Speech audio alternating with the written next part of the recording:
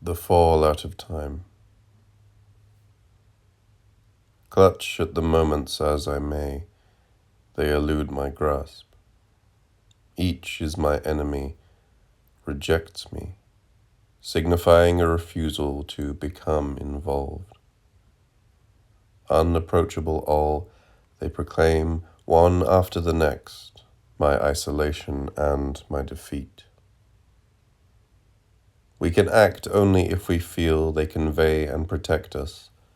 When they abandon us, we lack the resources indispensable to the production of an act, whether crucial or quotidian. Defenseless, with no hold on things, we then face a peculiar misfortune, that of not being entitled to time. I accumulate the past, constantly making out of it and casting it into the present, without giving it a chance to exhaust its own duration. To live is to suffer the sorcery of the possible. But when I see in the possible itself the past that is to come, then everything turns into potential bygones, and there is no longer any present, any future. What I discern in each moment is its exhaustion, its death rattle, and not the transition to the next moment. I generate dead time, wallowing in the asphyxia of becoming. Other people fall into time. I have fallen out of it. The eternity that set itself above time gives way to that other eternity which lies beneath, a sterile zone where I can desire only one thing: to reinstate time, to get back into it at any price, to appropriate a piece of it, to give myself the illusion of a place of my own. But time is sealed off, time is out of reach, and it is the impossibility of penetrating it which constitutes this negative eternity, this wrong eternity. Time has withdrawn from my blood. They used to sustain each other. They flowed together. Now that they are paralyzed, is it surprising that nothing becomes? Only they, if they started up again, could restore me to the living and relieve me of this sub-eternity I stagnate in. But they won't or can't. A spell must have been cast on them. They no longer move. They're frozen stiff. No moment can creep into my veins. A polar blood for centuries. Everything that breathes, everything that has the color of being, vanishes into the immemorial. Did I really once taste the sap of things? What was its flavor? It is inaccessible to me now, and insipid. Satiety by default.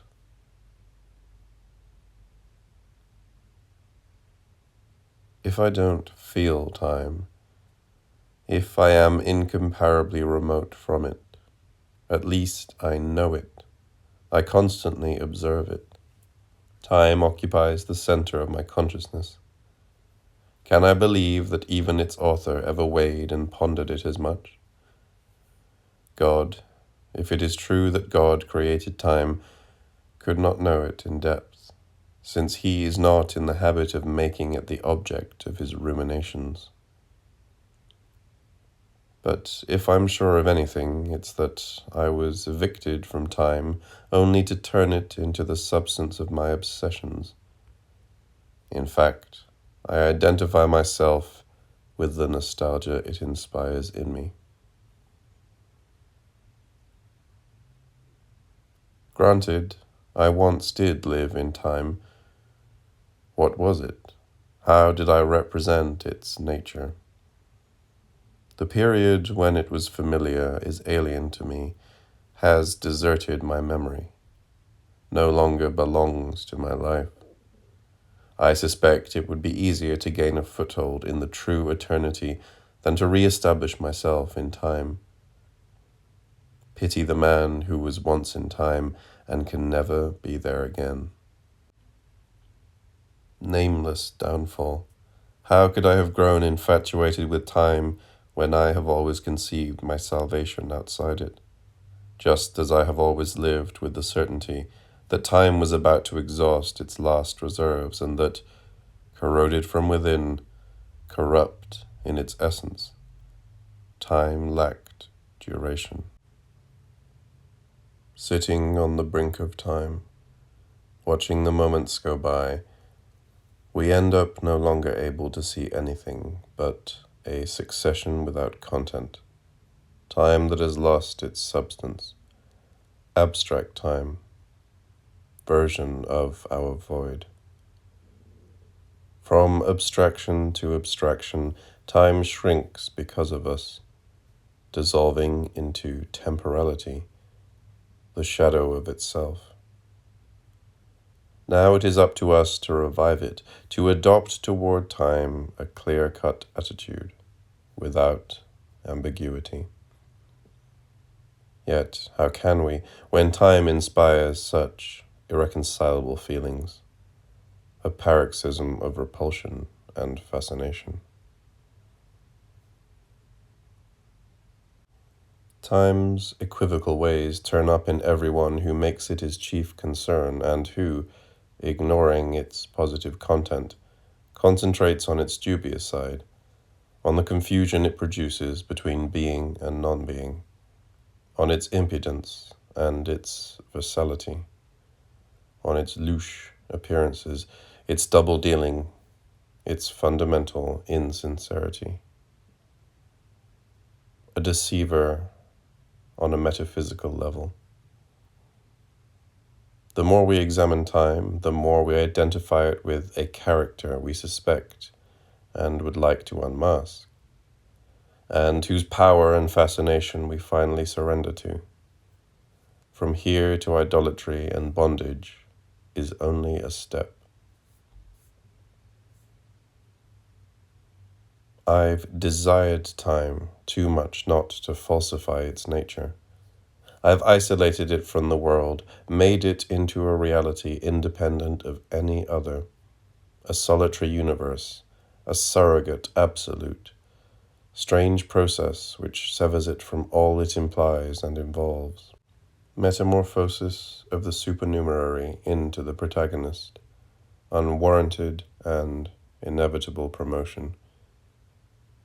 That time has succeeded in benighting me, I should be the last to deny. Yet the fact remains that it has not foreseen that I should one day shift in its regard from obsession to lucidity, with all this implies of a threat to time.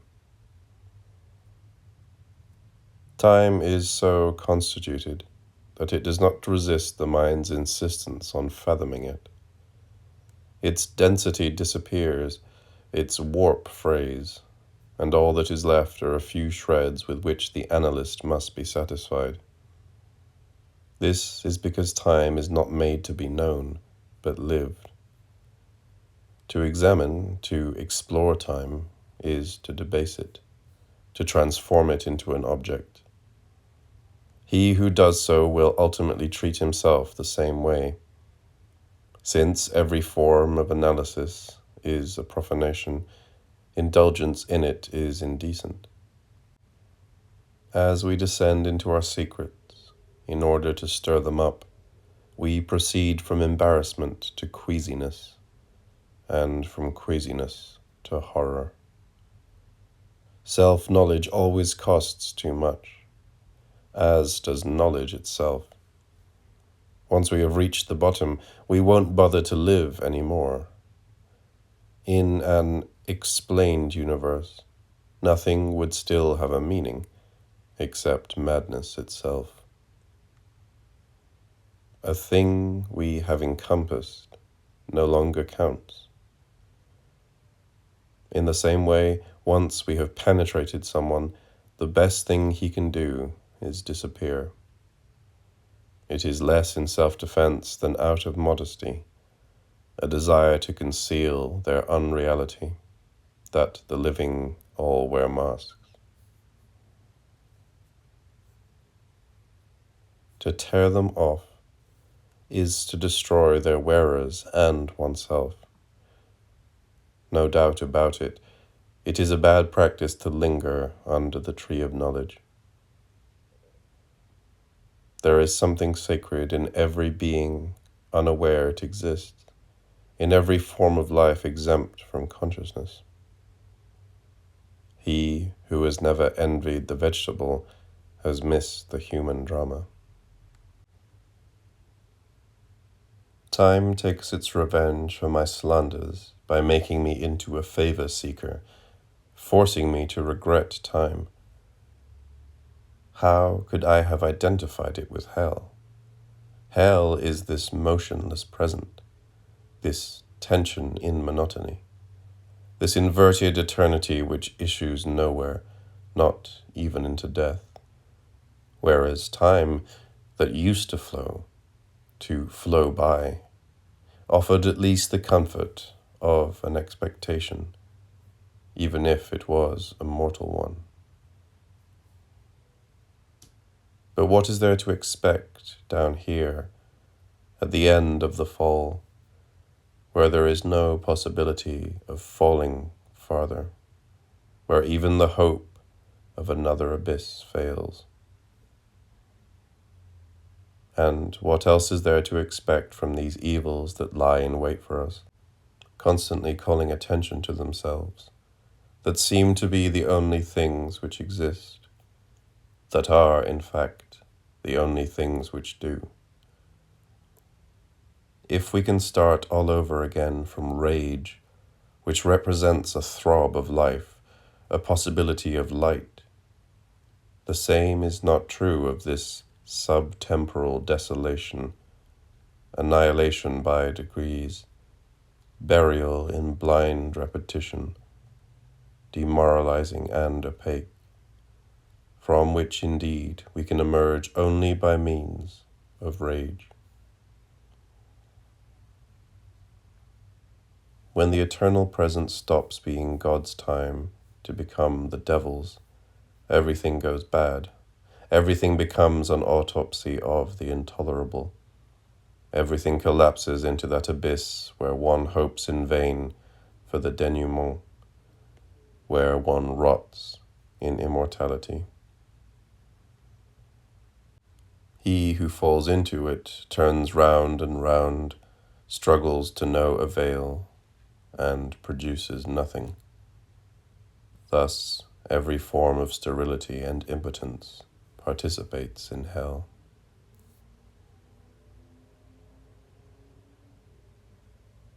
We cannot believe we are free when we are always with ourselves, facing ourselves, the same. At once, fatality and obsession. This identity chains us to our flaws, drags us backward and casts us outside the new, outside time. And when we are cast out, we remember the future. We no longer run toward it. Sure though we may be of not being free, there are certitudes we have difficulty resigning ourselves to. How can we act if we know we are determined? How can automatons desire? Fortunately, there is a margin of indeterminacy in our actions, and in them alone. I can postpone doing this or that. On the other hand, it is impossible for me to be different from what I am. If on the surface I have a certain latitude of maneuver, in depth everything is arrested forever. Only the mirage of freedom is real. Without it, life would scarcely be practicable or even conceivable. What incites us to believe we are free is our consciousness of necessity in general and of our shackles in particular. Consciousness implies distance, and all distance provokes in us a feeling of autonomy and superiority, which, it goes without saying, has only a subjective value. How does the consciousness of death alleviate the idea of death or postpone its arrival? To know we are mortal is really to die twice over. No, is to die each time we know we must die. The good thing about freedom is that we are attached to it precisely insofar as it seems impossible. Still better, we can deny it, and this negation has constituted the great resource and the basis of more than one religion, more than one civilization. We cannot praise antiquity enough for believing that our destinies were written in the stars, that there was no trace of improvisation or chance in our joys, in our miseries. Unable to oppose so noble a superstition by anything more than the laws of heredity, our science has disqualified itself forever. Once we each had our star. Now we find ourselves slaves of an odious chemistry. This is the ultimate degradation of the notion of destiny. It is not at all unlikely that an individual crisis will someday become generalized and thereby acquire a significance no longer psychological but historical. This is not a matter of mere hypothesis. There are signs we must get used to interpreting. After having botched the true eternity, man has fallen into time, where he has managed, if not to flourish, at least to live. In any case, he has adjusted himself to it. The process of this fall and this adjustment is called history.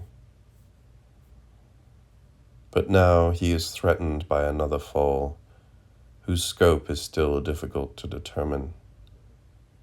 Now it will no longer be a matter of falling out of eternity, but out of time. And to fall out of time is to fall out of history. Once becoming is suspended, we sink into the inert, into the absolute of stagnation, where the word itself bogs down, unable to rise to blasphemy or prayer. Imminent or not, this fall is possible, even inevitable. Once it is a man's fate, he will cease to be a historical animal. And then, having lost even the memory of the true eternity, of his first happiness, he will turn his eyes elsewhere, toward the temporal universe, toward that second paradise from which he has been expelled.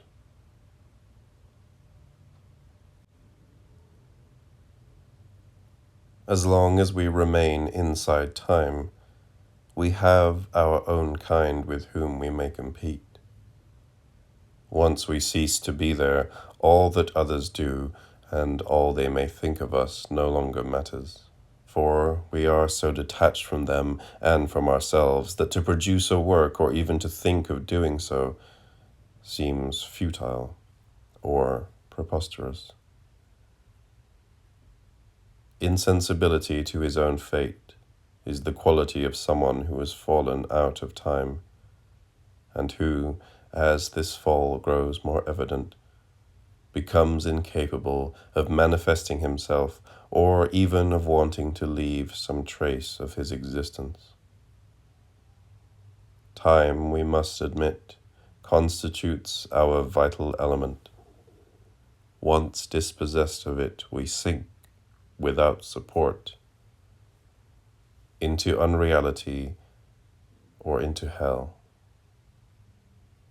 or into both at once, into ennui, that unslaked nostalgia for time, that impossibility of recapturing it and reinstating ourselves within it, that frustration of seeing time flow by up there above our miseries. To have lost both eternity and time. Ennui is the rumination upon this double loss. In other words, our normal state, humanity's official mode of feeling once it has been ejected from history. Man defies and denies the gods, though still acknowledging their quality as ghosts. Once cast out from time, he will be so far from them that he will no longer even retain the idea of gods. And it is as a punishment for forgetting them that he will then experience his complete downfall. A man who seeks to be more than he is will not fail to be less. The disequilibrium of tension will sooner or later yield to that of slackness and abandonment. Once we have posited this symmetry, we must take the next step and acknowledge that there is a certain mystery in downfall. For example, the fallen man has nothing to do with the failure. Rather, he suggests the notion of someone supernaturally stricken, as if some baleful power had beset him and taken possession of his faculties. The spectacle of downfall prevails over that of death. All beings die. Only man has the vocation to fall. He is on a precipice overhanging life, as life indeed overhangs matter. The farther from life he moves, whether up or down, the closer he comes to his ruin. Whether he transfigures or disfigures himself, in either case, he loses his way. And we must add that he cannot avoid this loss without shortchanging his destiny.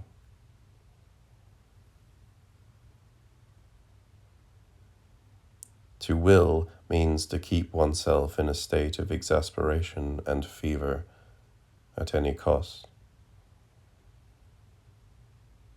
The effort is exhausting, nor does it appear that man can sustain it indefinitely. To believe it is his responsibility to transcend his condition and tend toward that of the Superman is to forget that he has trouble enough sustaining himself as man, and that he succeeds only by straining his will, that mainspring, to the maximum. And the will, which contains a suspect and even disastrous principle, turns against those who abuse it. To will is not natural, or more exactly, one must will just enough to live. As soon as one wills less than that, or more, one either breaks down or runs down. If lack of will is a disease, the will itself is another, and a much worse one, for it is from the will and its excesses, rather than from its failures, that all man's miseries derive. But if he already wills to excess in his present state, what will become of him once he accedes to the rank of Superman? He will doubtless explode and fall back upon himself. So that it is by a grandiose detour that he will then be led to fall out of time in order to enter the infra-eternity, ineluctable conclusion where it matters little, ultimately, whether he arrives by decay or by disaster.